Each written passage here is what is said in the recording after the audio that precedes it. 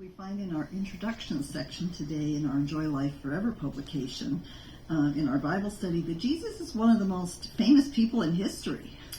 I would agree with that, but at the same time, I feel like a lot of people don't know a lot about him, myself included. In fact, that's really a big reason why I decided to study the Bible. Well, I'm glad you did.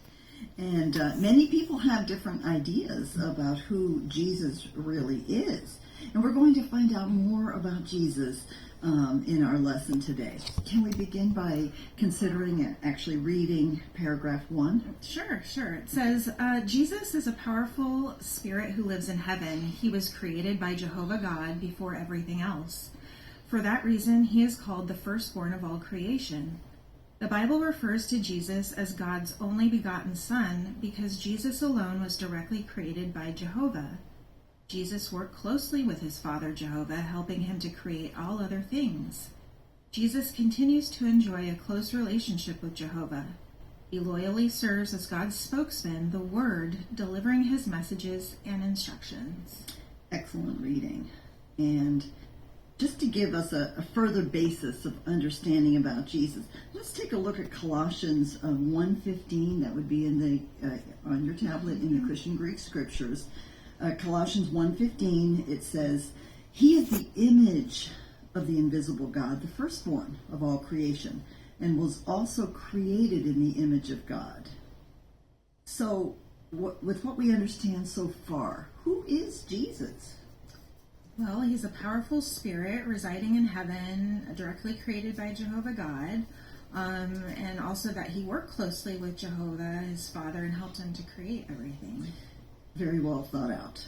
And Jesus continues even now to have a very close relationship with Jehovah and loyally continues to serve him. Moving forward in paragraph 2, we find that Jesus came to earth about 2,000 years ago. Jesus came to earth to be the promised Messiah and to save humankind.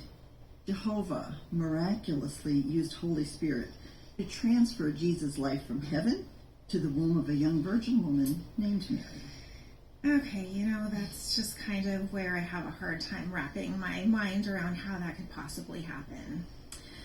I understand your feelings, Marita. Perhaps an illustration or a comparison may help out. Have you ever been out on a sailboat? I have, but I really don't see the connection between Holy Spirit and sailing. Well, there is a parallel, I promise. To benefit from the wind, a sailor has to do two things. First, he has to put his boat out onto the path of the wind. After all, his boat is not going to go forward if the sailor remains in the harbor and he can't catch the wind blowing. But what does he need to do now? Well, I'd say he has to raise that sail and unfurl it fully so that the wind can catch it. Exactly. He sees the effects of it as he sails to his desired location. Holy Spirit is the same sort of way. We cannot see it, but if everything is prepared to detail, then Jehovah alone has the power to make that happen.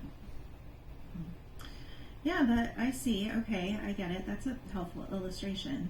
To help us understand where Jesus is now, we can look in the Bible at Philippians 2:9, which is right near in Colossians there. And in Philippians 2:9 it says, "For this very reason God exalted him to a superior position and kindly gave him the name that is above every other name," which we know is, of course, Jesus Christ.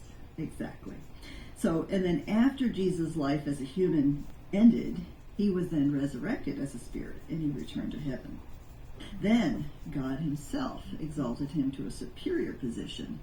Now Jesus has a position of great authority, second only to Jehovah himself.